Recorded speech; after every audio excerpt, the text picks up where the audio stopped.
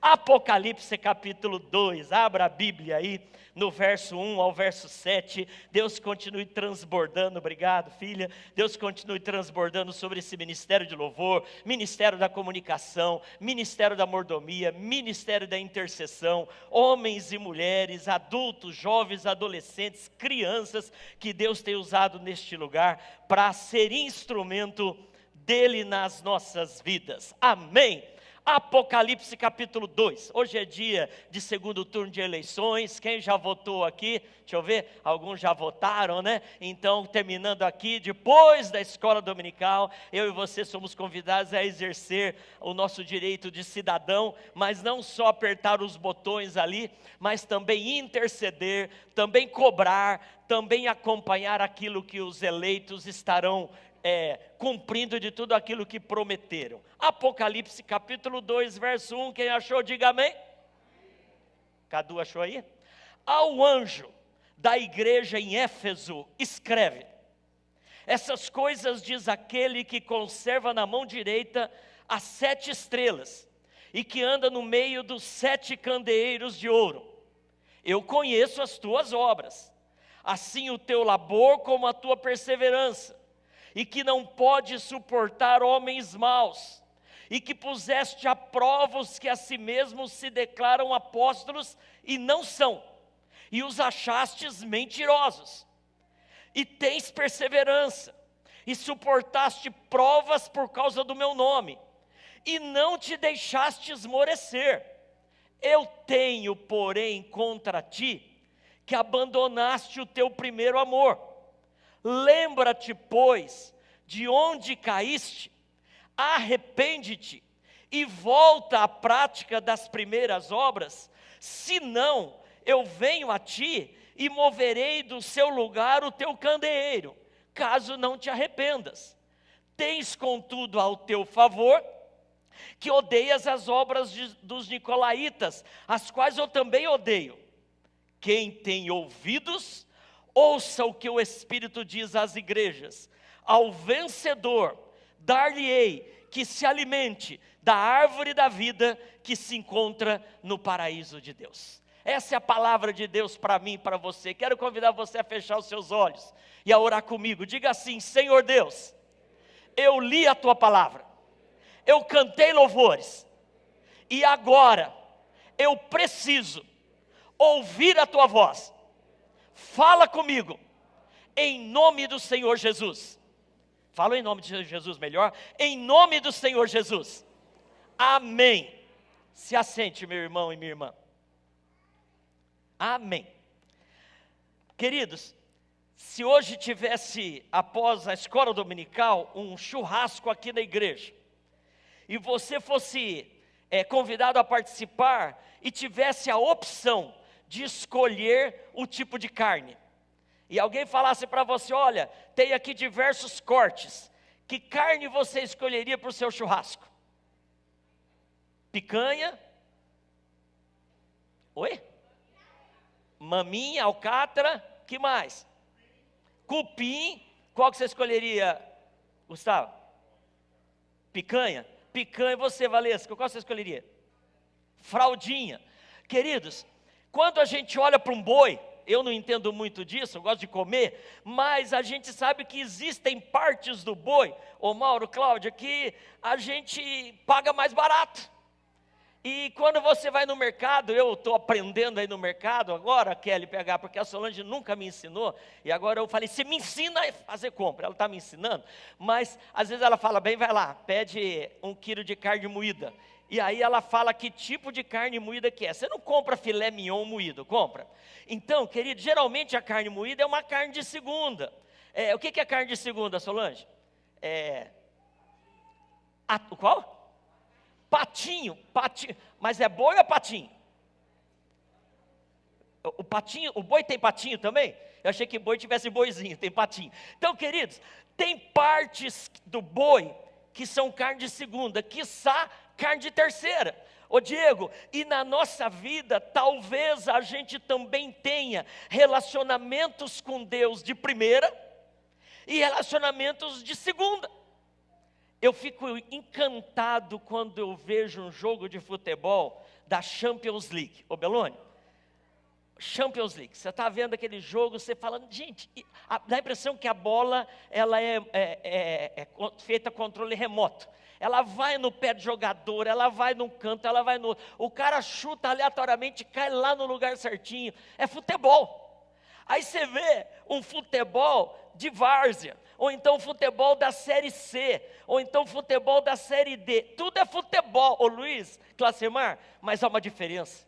Meu Deus, eu acabo de assistir um jogo da Champions League, eu vou assistir um jogo de alguns times aqui, eu não vou falar nada, viu Rony, viu Simone, não vou falar nada, mas eu fico pensando assim, meu Deus, não é o mesmo esporte, porque tem futebol de Champions League, tem futebol de Série A, de Série B, de Série C, de Série D, e por aí fora, tudo é futebol, mas tem futebol e futebol. Queridos, tudo é relacionamento com Deus, mas tem relacionamento e relacionamento. Tudo é amor, mas tem amor e tem amor. Que tipo de amor é o nosso? Que tipo de relacionamento nós temos desenvolvido com Deus?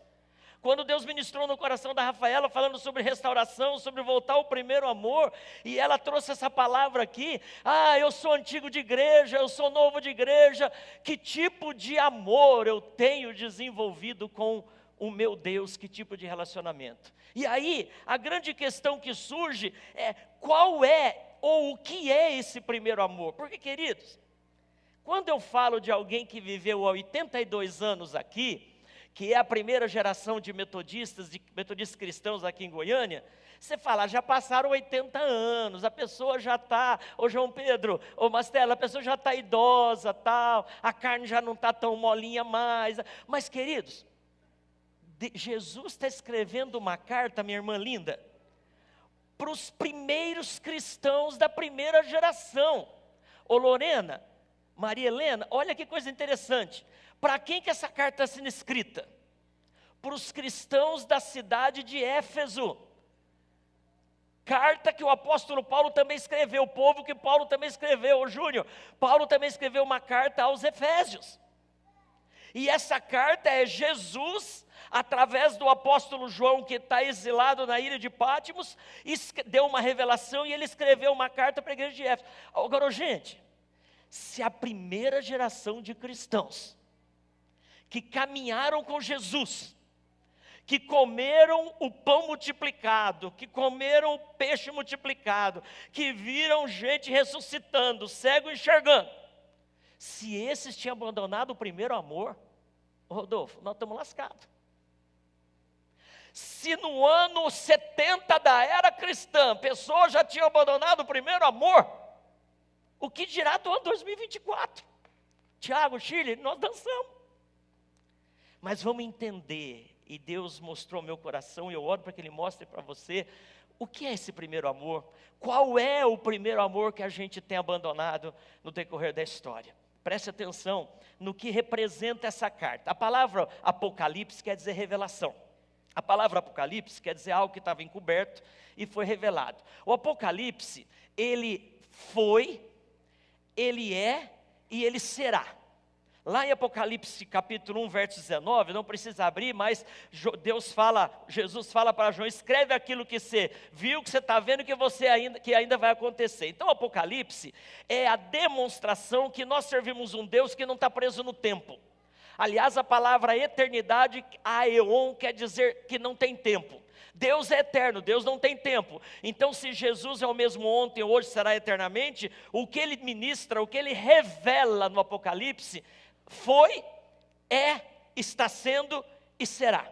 Então, a palavra do Apocalipse foi para o primeiro século, foi para esses 2000 anos de igreja, e é para nós hoje. Além disso, essas cartas, elas foram endereçadas para uma igreja, para outra igreja, 7 igrejas que existiam lá na Ásia. Então, além delas serem direcionadas para as igrejas, elas também foram direcionadas para as pessoas, porque fala, quem tem ouvidos, ouça, exortação pessoal.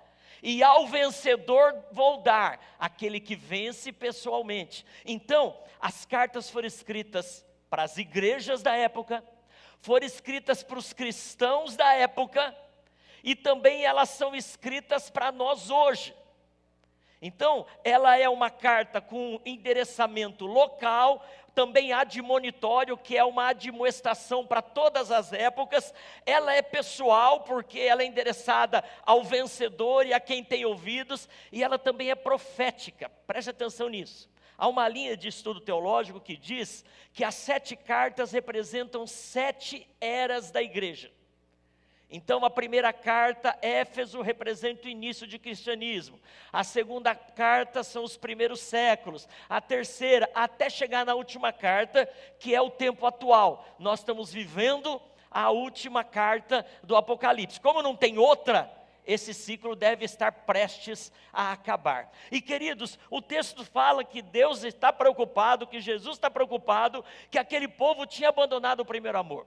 Mas antes de falar do primeiro amor, é importante entender algumas afirmações de Jesus. Olha aí na sua Bíblia, no capítulo 2, no verso 2. Eu te conheço. A primeira, Ozenaide, a primeira afirmação que Jesus faz para mim e para você, já que a carta foi escrita para aquele povo, e também está sendo escrita para mim e para você hoje, Renata, Jesus está falando, eu conheço as tuas obras. Em outras palavras, Jesus está falando, eu, Ednei, te conheço. Eu sei dos momentos que você tem vivido. Eu sei das coisas que você tem aberto mão por causa da minha palavra. Eu sei, Ednei, das coisas que você tem renunciado por causa do Evangelho. Eu sei, Ednei, dos sofrimentos que você tem enfrentado. Então, meu irmão e minha irmã, quando as pessoas falam assim, eu te conheço, conhece nada, ninguém conhece a gente. Eu, depois de 21 anos caminhando aqui, eu tenho o privilégio, começando o 21º ano, eu tenho o privilégio de conhecer a maioria de vocês. Eu tenho o privilégio de já ter conversado com a maioria, com todos vocês no gabinete. Eu tenho o privilégio de já ter visitado a casa da maioria de vocês uma ou mais vezes. Mas, queridos, eu não te conheço quase nada. Aliás, nem você se conhece. Agora, tem um ser, tem um Deus, Vânia, único, Romilda, Mário, que te conhece, que sabe de quando você se assenta, de quando você se levanta, que não precisa olhar a pupila dos seus olhos dilatando para deduzir o que você está pensando, porque Ele conhece o nosso coração. E o que me deixa espantado, que me deixa impressionado, é que quando eu conheço algumas pessoas, e eu percebo que elas são más, eu me afasto delas. Não sei se você faz assim também. Mas quando você conhece uma pessoa, começa a relacionar com ela, e percebe que ela é mal intencionada, e percebe que ela é do mal, e percebe que essa pessoa está desejando mal contra você, ou está articulando alguma coisa, o que você faz de uma forma sábia? Você dá uma distanciada. Ô Arthur, Gabi, quando tem alguém, Lucas e Karine, ou Flávia, que a gente precisa se preocupar, a gente distancia. E o que me impressiona é que Deus nos conhece totalmente. E quanto mais Ele nos conhece, é que pode conhecer mais Ele se aproxima da gente. Para pensar nisso. Se você se conhecesse como Deus te conhece, você ficava longe de você. Está entendendo, Rafael? Se a gente soubesse quem nós somos, como Deus sabe, a gente ia manter uma distância. Mas Deus nos ama tanto. Deus nos ama de tal forma, que quanto mais a gente demonstra que a gente é, mais Ele nos conhece sempre, Ele nos ama integralmente, intencionalmente, independente da gente ser bonzinho ou ser ruinzinho, Deus nos ama. Vira para quem está do teu lado, enquanto eu bebo água, fala assim, Deus te ama. Fala com o olho arregalado para ele assim, para ficar mais... Pastor Ednei falando, fala assim, Deus te ama. Otan, fala para o Pedro aí, Deus te ama, Deus te ama. Então a primeira coisa que está escrito aqui, que Jesus fala, Ednei, e cada um de nós, eu te conheço, e te conhecendo eu te amo, e além disso, a segunda coisa, Ednei, eu sei o que você tem feito, eu sei. Queridos, atente para um detalhe, Ele não está recriminando ou reprovando as obras. Ele está elogiando. Eu sei que você é um cara, olha verso 2 e 3. Eu conheço as tuas obras, ou seja, você é um trabalhador. Eu conheço o teu labor, como a tua perseverança. Eu sei que você não pode suportar homem mau. Eu sei que você puseste à prova os que a si mesmos se declaram apóstolos e não são. Eu sei que você achaste eles mentirosos. Eu sei que você tem perseverança, que você suporta a prova por causa do meu nome e que você não se deixa esmorecer. Gente, o pastor Ramilson, o pastor Rose, olha que currículo de crente. Eu queria ter uma igreja e queria ser uma pessoa com um currículo desse. Ô João Lucas, olha o que Deus está falando desse time da igreja de Éfeso. Ele não está criticando, ao contrário. Você, Nancy, Luciano, vocês são top. Vocês são líder de célula, vocês são líder de ministério. Quando os pastores chamam para alguma coisa, vocês são os primeiros a falar sim. Vocês estão envolvidos com a missão, vocês estão envolvidos com Rota 66, vocês estão na escola dominical, vocês estão nos cultos, vocês são dizimistas, vocês são ofertantes. Glória a Deus pela vida de vocês. É isso que Deus está falando para a igreja de Éfeso. Ele não está falando que está errado. Ele não está falando que aquilo era uma coisa reprovável. Eu conheço as obras de vocês, e vocês têm coisa a favor de vocês, inclusive o fato de vocês reprovar os nicolaítas, como eu também reprovo. Queridos, a mensagem endereçada a cada um de nós é essa: Jesus nos conhece. Segundo, Ele sabe o quanto a gente se dedica. Ele sabe o quanto você faz pela sua família. Ele sabe o quanto você abre mão, renuncia às suas vontades em prol do teu filho, do teu cônjuge. Ele sabe das vezes que você lutou contra a tentação e venceu, não esmoreceu. Ele sabe o quanto você se dedica às coisas dele. Ele sabe das vezes que você tenta muito e não consegue entregar tudo aquilo que é compatível com o que você tentou. Ele sabe, isso é muito bom. Eu queria ter um currículo desse, e eu queria que a nossa igreja, Paulo, eu queria que a nossa igreja, Alissa, que os nossos jovens, que os nossos adolescentes, todos nós tivéssemos o currículo dele. Você quer também ter um currículo desse? Amém? Nada de errado, ao contrário, mas o texto continua, e a terceiro detalhe que Jesus está falando: olha, eu conheço vocês, eu sei que vocês são top da galáxia, só tem um problema. E aí entra no título: vocês abandonaram o primeiro amor. Vocês deixaram o primeiro amor. Então, o que eu recomendo para vocês? Deus nunca aponta um problema sem dar uma solução. Vou repetir isso. Deus nunca aponta um problema sem dar a solução. E Ele fala: olha, eu tenho porém contra vocês que vocês abandonaram o primeiro amor. Lembra-te, a solução. Lembra-te de onde caíste, arrepende-te e volta à prática das primeiras obras. Osmar Rose, ele fala assim: vocês estão fazendo obras, as obras que vocês estão fazendo são top, vocês são perseverantes, não toleram as pessoas ruins, vivem vida de santidade, não esmorecem, essas obras são boas. Agora, o problema é que vocês abandonaram o primeiro amor. Então, se arrepende e volta à prática do quê? Das obras, das primeiras obras. Então, não se trata de parar de trabalhar na igreja. Não se trata de ficar com as mãos estendidas para o céu esperando Deus fazer tudo. Não se trata de ficar numa atitude passiva. Não, se trata de continuar trabalhando, se trata de continuar servindo, se trata de continuar fazendo a obra, de continuar sendo perseverante sem esmorecer. Todavia, entretanto, no entanto, o problema é a motivação. O primeiro amor tem a ver com a motivação que eu faço, não necessariamente com o que eu faço. Porque eu posso estar fazendo a coisa certa, Dircinha, com a motivação errada. Eu posso estar fazendo a coisa certa, mas acreditando no mérito. Rose, Márcio, acreditando que eu posso, que eu sou o cara, que eu aprendi a fazer, que sem mim nada podeis fazer. Esse é o problema do primeiro amor. Prescindir da graça. Esse é o problema de perder o primeiro amor. É achar que a obra me justifica.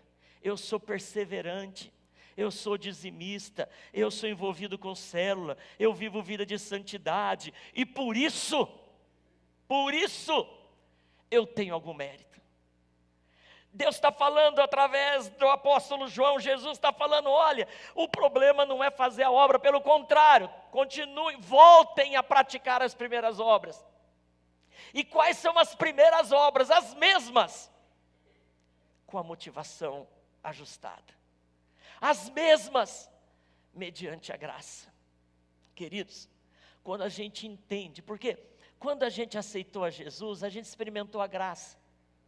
A gente não valia nada, a gente era... Eu estava vendo o Rodolfo aqui hoje, Rodolfo, eu me lembrei, vocês vieram para a igreja que em 2014, por aí, não foi, Silvia?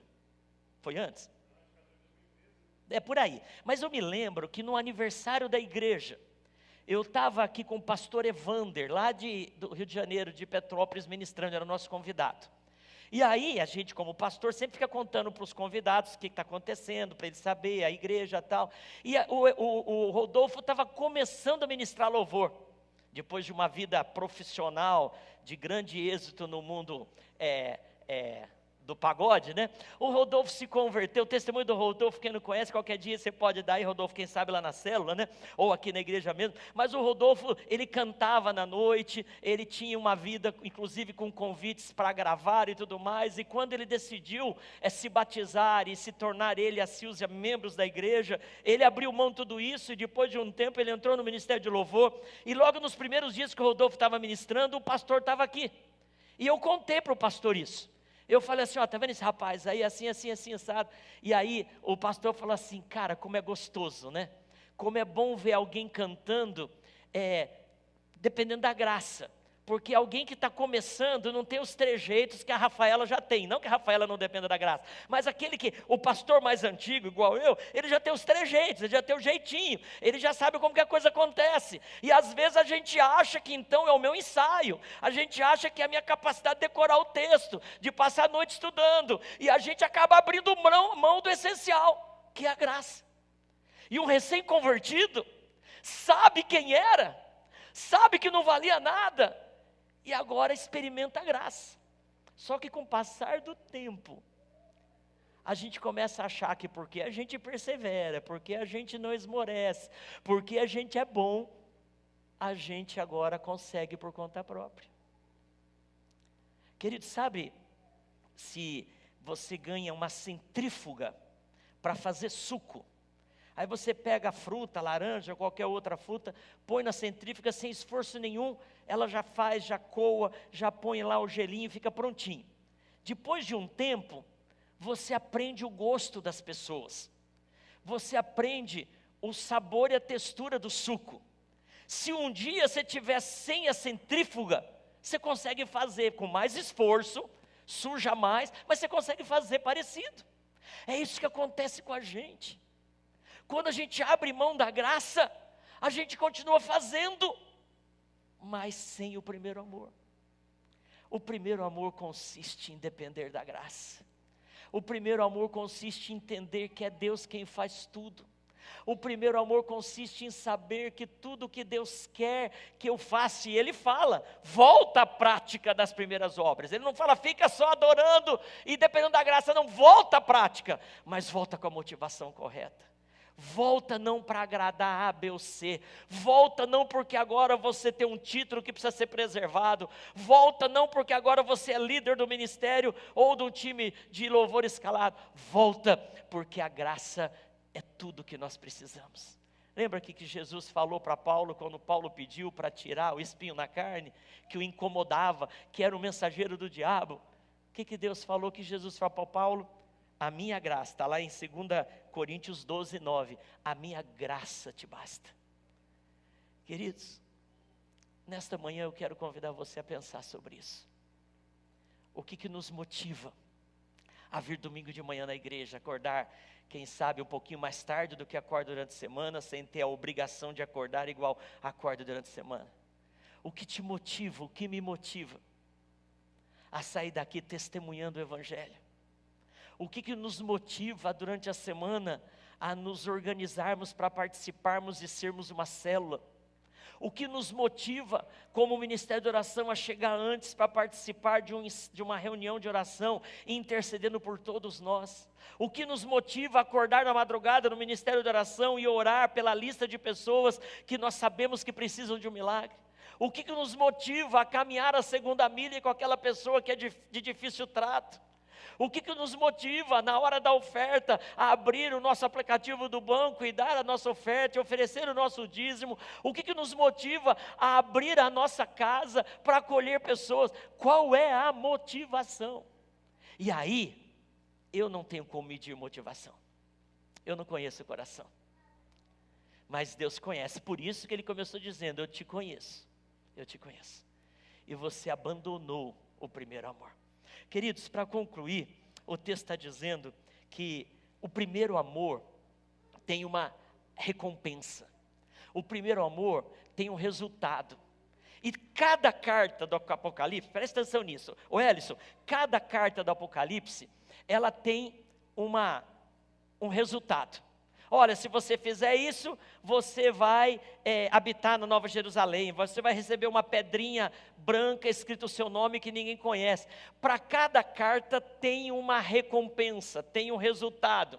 E na primeira carta, que é a carta que a gente está estudando, qual que é a recompensa para o vencedor? Olha aí no último versículo, que é o verso 7. O Cadu vai projetar para nós, por favor, Apocalipse 2,7. Quem tem ouvidos, ouça o que o Espírito diz às igrejas. Ao vencedor, o que vai acontecer? O que vai acontecer? Vender-lhe-ei. Dar-lhe-ei, graça, dar-lhe-ei. Não custa, é dado, é gratuito. Dar-lhe-ei, que se alimente da árvore da vida, que se encontra no paraíso de Deus. Querido, deixa eu falar algo para você, Gustavo e Etienne. A gente vive para voltar para o paraíso. Nós nascemos para viver no paraíso. O que é o paraíso, pastor? Lugar de prazer, de alegria, de presença de Deus. O ser humano, conhecendo Deus ou não, ele vive em função do paraíso.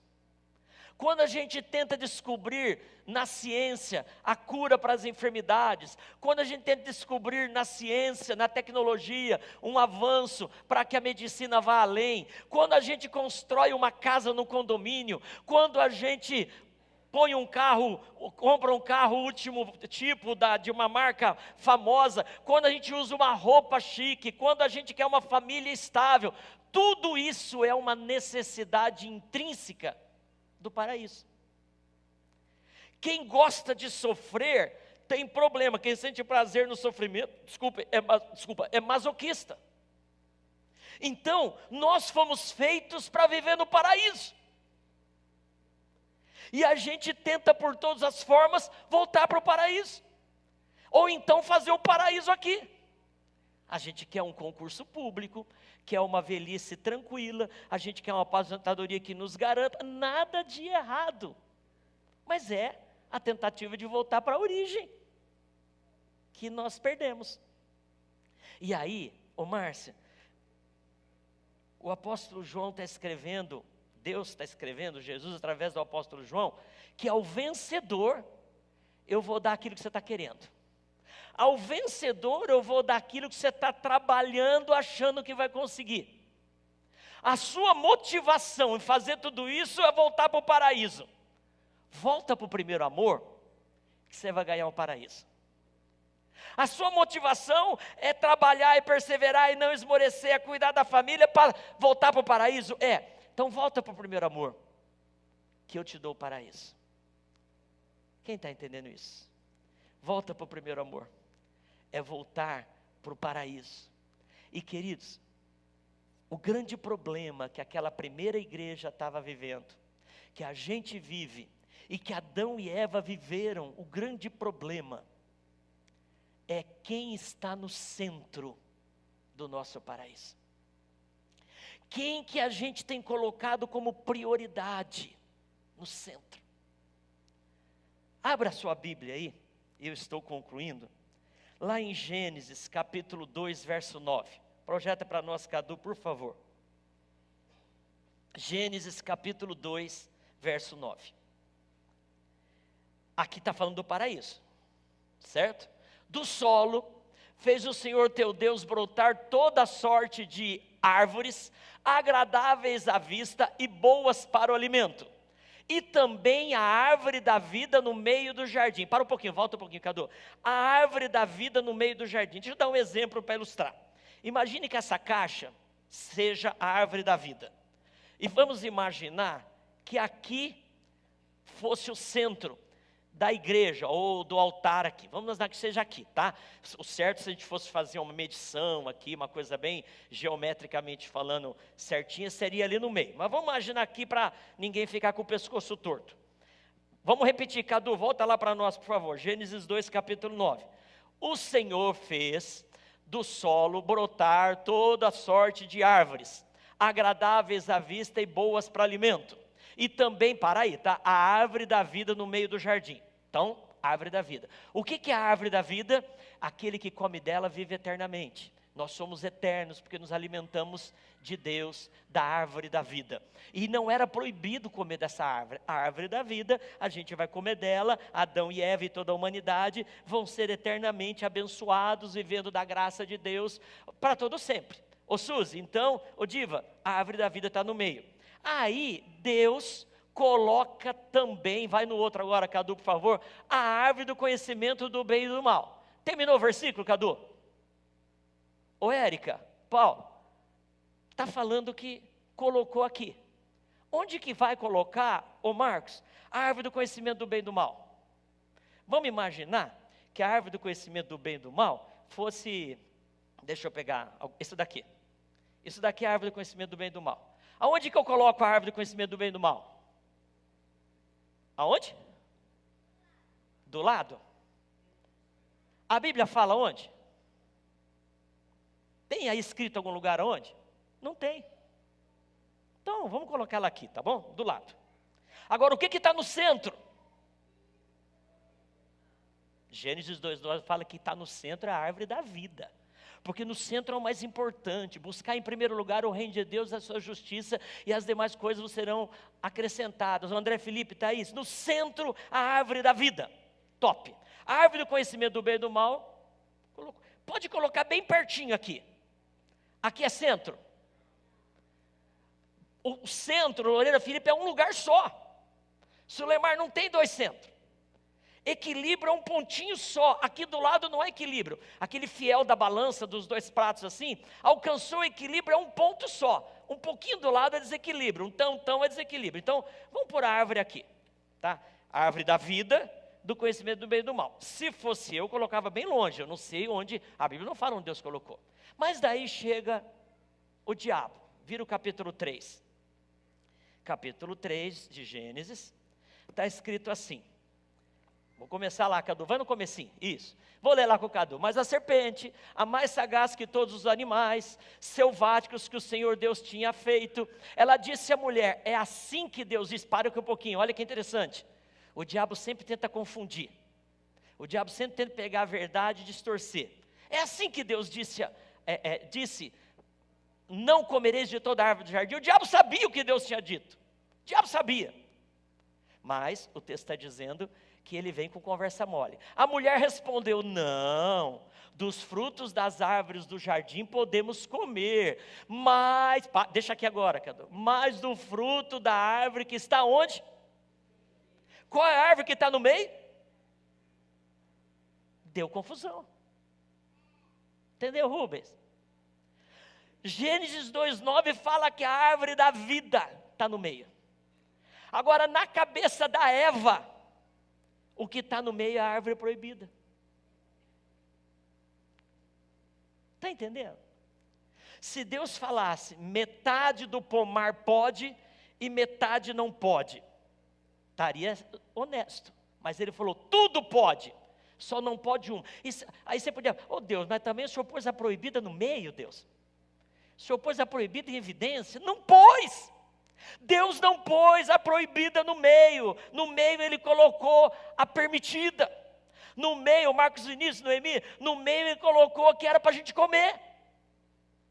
Mas o capítulo 3, volta lá no verso 3, Cadu, a humanidade, e aqui eu não quero falar da Eva não, eu quero falar da humanidade, porque originalmente a palavra foi dada a Adão. Então, se Adão não transmitiu certo para Eva, ou se Eva não entendeu, o fato é que Adão também pisou na bola, porque era para ele guardar o jardim. E por que a serpente entrou? Adão não foi um bom guarda da família dele. O fato é que Adão e Eva estavam equivocados. E o fato é que eles tiraram a árvore da vida do centro. Eles abandonaram o primeiro amor. E eles colocaram a árvore proibida no centro. Eles colocaram o trabalho, eles colocaram as finanças, eles colocaram o mérito próprio, eles colocaram as obras que achavam que justificavam, afinal de contas eles eram trabalhadores. Eles colocaram os interesses pessoais, eles colocaram as coisas, meu irmão e minha irmã, que não podem ocupar o centro da nossa vida. Se eu colocar no centro da minha vida quem Deus quer que esteja, eu vou viver eternamente. E olha o que Jesus fala para a igreja em Éfeso e para a igreja metodista central em Goiânia: vocês são top. Eu fico encantado em ver o quanto essa igreja é gostosa e abençoada. Carol, Eduardo, todavia, entretanto, revejam a motivação, para que vocês nunca percam de vista quem deve estar no centro. A palavra usada no grego aqui para árvore é shulon. E essa palavra é a mesma usada para madeiro, para cruz. Atente para isso, eu estou terminando. A árvore da vida representa árvore, madeira, cruz. E a questão é essa: quem precisa estar no centro da nossa vida é a cruz de Cristo. Quem precisa estar no centro da nossa vida não é o nosso mérito, não é a nossa dedicação que tenta justificar. Quem precisa estar no centro da nossa vida é a cruz de Cristo. Por isso que a nossa fé, a nossa igreja, o nosso evangelho precisa ser cristocêntrico e não de homem, antropocêntrico. Hoje, por que muitas igrejas fazem sucesso? Porque colocam o homem no centro, que o homem tem de ser isso, o homem tem de ser aquilo, e a ênfase está no homem, que Deus é tudo em função do homem. Querido, enquanto nós não voltarmos a colocar Cristo no centro da nossa vida, no centro do paraíso, nós não desfrutaremos da graça, e as nossas obras não serão suficientes para nos justificar. Feche os seus olhos. Pensa na sua vida. Eu estou pensando na minha.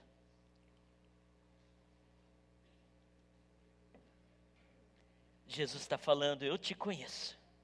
Eu sei o quanto você está engajado. E eu fico muito feliz com isso. Não acredito que você deva parar de trabalhar. Pelo contrário. Volta a praticar as obras primeiras motivadas pelo primeiro amor. O primeiro amor dos dias da sua conversão. O primeiro amor dos dias em que você dependia da graça.